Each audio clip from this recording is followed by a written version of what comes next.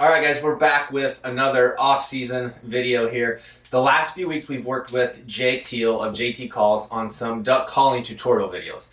Now we've gone through the Cajun squeal, the bouncing hen. Last week we talked about the single quack or a series of quacks. And we're going to wrap up this little mini-series of duck calling tutorial videos with the feeding call.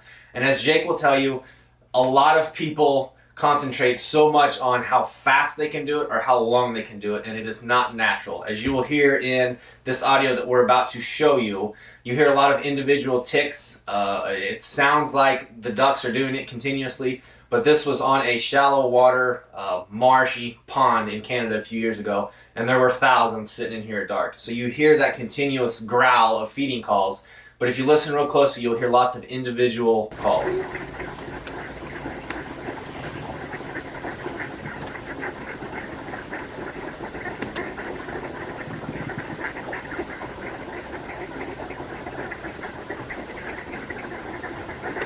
I think a feeding call can be used anywhere. Obviously, it's going to be better suited for a feeding situation. If you're on big water, might not be as valuable of a call in your arsenal. Definitely, you can still use it, see how they react.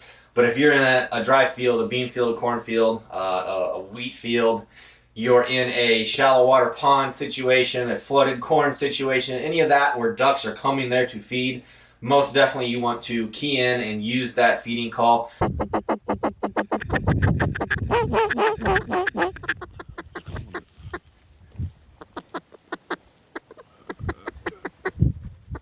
Kill him.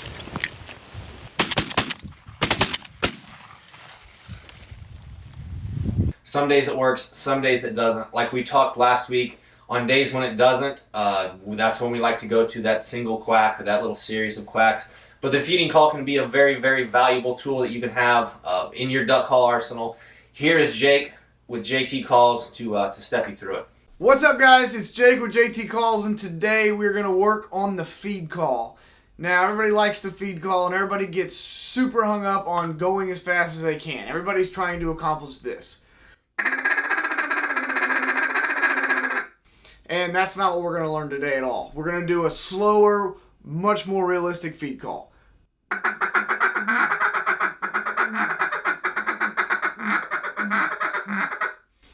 And to accomplish this, there is two ways to go about it. We can use the tip of our tongue with a T sound, or we can use the middle of our tongue with a K sound.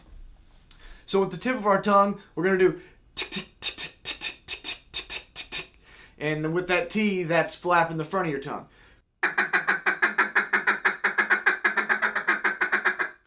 And the T sound gives you a little bit cleaner sound.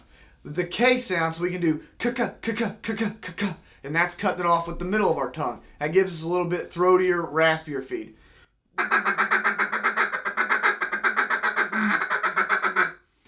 And again, just like everything else, we're going to start off slow. You're not going to be able to go that fast right at the beginning.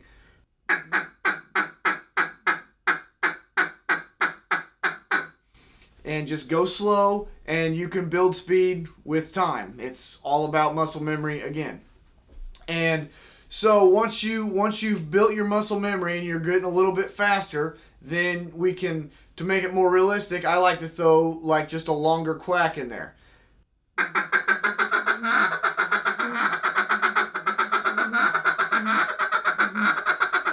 And then after you get the quack in there, then you can maybe throw a Cajun squeal or a bouncing hen in there, get kind of like a refuge feed going.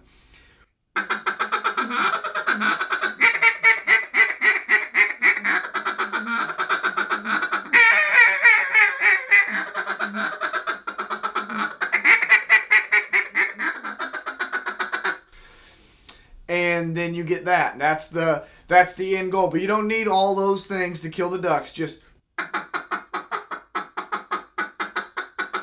and you get a couple guys in the blind doing that all next to each other, and it sounds like a bunch of ducks feeding, and it is a super deadly sound to finish ducks with. Obviously, it's not a loud sound, so I'm not using it when ducks are far out, but that last 100 yards, it just is a very, reassuring, confident sound that there's food down there, those are ducks, and I'm going to go eat with them.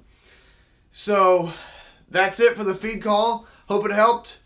Appreciate you watching.